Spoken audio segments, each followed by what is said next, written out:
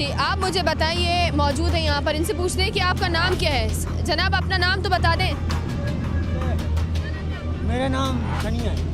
अस्सलामुअलैकुम नाज़रीन, प्रोग्राम दी रिपोर्ट के साथ मैं हूँ आपकी मेज़बान सना कादिर और आज हम बात करेंगे कराची में बढ़ते हुए गदागरों के बारे में। नाज़रीन, आज का हमारा प्रोग्राम बहुत ही दिलचस्प है, लेकिन कहीं ना कहीं थोड़ा इमोशनल ज़रूर है, क्योंकि जैसे कि अभी हम आपको दिखाएंगे एक छोटा सा बच्चा जो कि जंग से आया हुआ है, लेकिन उसके ना यहाँ पर वालिदैन हैं, ना यहाँ पर उसका कोई रिश्तेदार है, लेकिन उसे यहाँ पर भेज दिया गया है सिर्फ़ कि सिर्फ यहाँ पर कमाने के लिए। उसके जेब में 1 रुपया तक नहीं है। ऐसे बच्चे क्या यहाँ पर कोई मजदूरी करेंगे या फिर वो भी बन जाएंगे इस माशरे का हिस्सा और शामिल हो जाएंगे गदागरों में?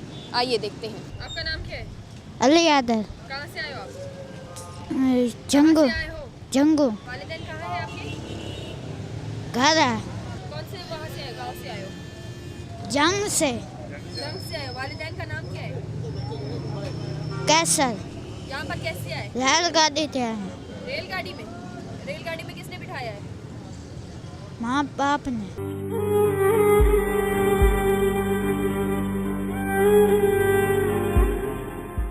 माँ बाप ने बिठाया? क्यों बिठाया? कम पे क्यों बिठाया? कम दे पर काम के लिए। पैसे हैं आपके पास? हैं। हैं? कितने पैसे हैं? काफ़ी है। ये इन पैसों से रेलगाड़ी में जाओगे?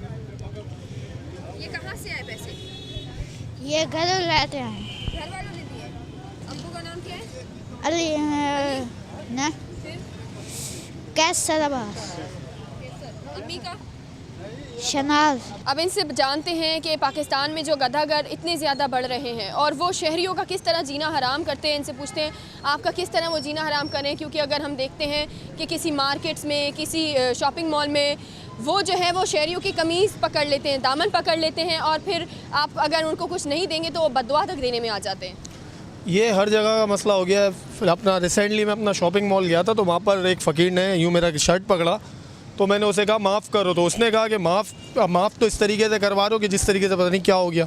इस तरीके की बात है, फ़कीरों को रोका जाए। पीछे बहुत पड़ जाते हैं ये गदागर जो होते हैं। ये मतलब कहीं भी स्ट्रीट लाइट पे जाओ, मतलब बाइक लेकर जाओ, कहीं भी जाओ, तो ये गदागर एकदम इस तरीके से पीछे पड़ जाते हैं कि बंदा परेशान हो जाता है कि अब देने ही पड़ते हैं उसको, नहीं तो वो पीछा नहीं छोड़ता हमारा। हुकूमत को इसके ऊपर ख़ास करके इक़दाम करने चाहिए, क्योंकि बढ़ती हुई आबादी है, इसके अंदर बेरोज़गारी तो खैर बढ़ रही है, इसके अलावा ये गदागर एक्स्ट्रा ऑर्डर बढ़ते चले आ रहे हैं। क्योंकि इंटीरियर सीन से पूरे पाकिस्तान से लोगों को पता है कि कराची एक शहर है और चलता हुआ शहर है बिल्कुल कारोबार के हवाले से, तो इस हवाले से बहुत से लोग काम करना छोड़ दिया है, गदागरी पे ज़्यादा है। फ़कीरों ने तो बेहिसाब हमें तंग करके रखा हुआ है। कभी कहीं जाते हैं तो लाओ, फिर आगे जाते हैं फिर बोलते हैं लाओ। हर जगह रोक के हमें परेशान बेहिसाब कर चुके हैं वो लोग। अब बनते तब क्या कर सकते हैं, माफ़ करके थक गए हम लोग। तो ये पुराना मसला है। ये हमेशा गदागिरी होती है, फिर उसके बाद चंद दिनों के लिए बंद होती है, फिर चालू हो जाती है। इसके लिए तो कोई मसला नहीं है। पहले ईदी वगैरह ने भी काम शुरू किया था ना इसका, उसके ऊपर कोई अमल ही नहीं हुआ। आप क्या समझते हैं कि किसकी नाकामी आपको नज़र आ रही है, वालिदैन की या हुकूमत की? दोनों तरफ से ये वालिदैन की, लेकिन वालिदैन की क्या करे बंदा। बात तो ये है ना, अगर हुकूमत इनके ऊपर सही तरीके से एक्शन ले, क्योंकि इसमें सारे मुलविस हैं, अगर देखा जाए तो हर कोई इसको रूज दे रहा है। गवर्नमेंट ही जिम्मेदार है इस बात की, तो और कोई नहीं हो सकता। खैर हुकूमत भी ज़िम्मेदार हो सकती है क्योंकि कारोबार है नहीं, बंदा क्या करेगा। कारोबार के हवाले से बंदा, लाजमी सी बात है, काम धंधे जब नहीं होंगे तो वो मांगने पर मजबूर होगा। हुकूमत को ही चाहिए कि इनका थोड़ा कंट्रोल करें इसके ऊपर, ठीक है ना। और कोई जैसे सिग्नल पे हम देख रहे हैं तो हुकूमत के नुमाइंदे भी देख रहे होते हैं, तो उनको भी चाहिए कि इसके ऊपर एक्शन लिया जाए।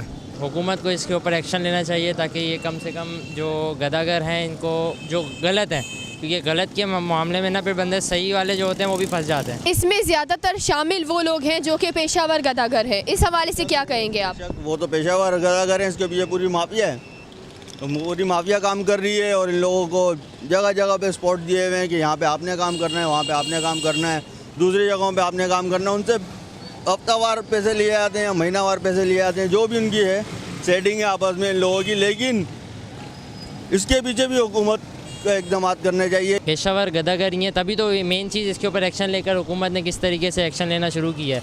और काफ़ी सारे स्ट्रीट के ऊपर, जैसे कि गुलशन की साइड पर मैं अक्सर जाता हूँ, वहाँ पे अब ख़त्म हो गए। काफ़ी सारे ऐसे गदागरों के ऊपर जो हुकूमत ने एक्शन लिया है, इसके मुकाबले में पूरे कराची में अगर होना शुरू हो जाए, कराची नहीं पूरे पाकिस्तान में होना शुरू कर दें, तो ऑटोमेटिकली सब ठीक हो जाएंगे। लेकिन एक ये भी बात है कि अगर हम इन लोगों को काम की ऑफ़र करते हैं, वो लोग काम नहीं करते क्योंकि इनको आदत हो जाती है, तो इसमें हमारी भी तो गलती है। बिल्कुल हमारी गलती, हम 10-10 करके 5-5 करके 100-100 दे करके उनको परेशान देते रहते हैं। वो नशा पानी करके फिर लुटम मार कर रहे होते हैं, तो उसकी जिम्मेदारी तो अब क्या कर सकते हैं, उनके घर वाले को परवाह तो कर नहीं रहे। जी जी बिल्कुल, इनको अगर सही तरीके से इनको कारोबार पे लगाया जाए, इनको पकड़ के इस काम से रोका जाए तो बहुत अच्छा एग्ज़ाम होगा, ये बहुत अच्छा एग्ज़ाम होगा। आपको नहीं लगता कि हमारी इसी आदत की वजह से कि हम अल्लाह के नाम पर किसी को सदका जारिया दे देते हैं, इसी आदत की वजह से हमारी ये लोग जो है वो इनकी आदत बन गई है? ये तो बिल्कुल है कि हम लोग दे देकर इन लोगों की आदत खुद ही बिगाड़ दी है कि मेहनत से ये काम करने बजाय ये लोग गदागरी करके लोगों से भीख मांगते हैं। क्या देखते हैं आपके, इसको किस तरह ख़त्म कर सकते हैं हम? इसको इस तरह ख़त्म कर सकते हैं, जेलों में डाले जाए इनको, तो नशा पानी वहाँ को मिलेगा नहीं, तो ये इसका हल है, आखिरी और कोई नहीं। नाज़रीन, जैसा कि आपने देखा कि आज के अपने इस प्रोग्राम में हमने आपको लोगों की राय से भी आगाह किया और साथ में हमने आपको मिलवाया एक ऐसे बच्चे से जिसके वालिदैन ने सिर्फ 10 रुपये उसकी जेब में डालकर उसे एक ऐसे शहर भेज दिया जहां पर उसका ना कोई रिश्तेदार है, ना कोई दोस्त है। कौन ज़िम्मेदार है इन सब का? क्योंकि हम सब भिखारियों को, सब गदागरों को हम लोग 10 रुपये दे देते हैं क्योंकि वो अल्लाह के नाम पर मांगते हैं हमसे, लेकिन हम ज़्यादती कर रहे हैं उन लोगों के साथ, क्योंकि ये बाद में यही लोग बाद में फिर पेशावर गदागर बन जाते हैं और हम सबका जीना हराम करते हैं। खैर, मेरी आला हुकाम से ये गुजारिश है कि बराए मेहरबानी इन सब के ख़ात्मे के लिए कोई मौसर इक़दाम करें ताकि कराची, पाकिस्तान एक बेहतर पाकिस्तान बन सके और एक नया पाकिस्तान जन्म ले सके। तब तक अपना बहुत ख्याल रखिएगा। इंशाल्लाह आपसे फिर मुलाकात होगी एक नए सब्जेक्ट के साथ। तब तक सना कादिर और उसकी टीम को दीजिए इजाज़त। इंशाल्लाह आपसे फिर मुलाकात होगी। अल्लाह हाफ़िज़।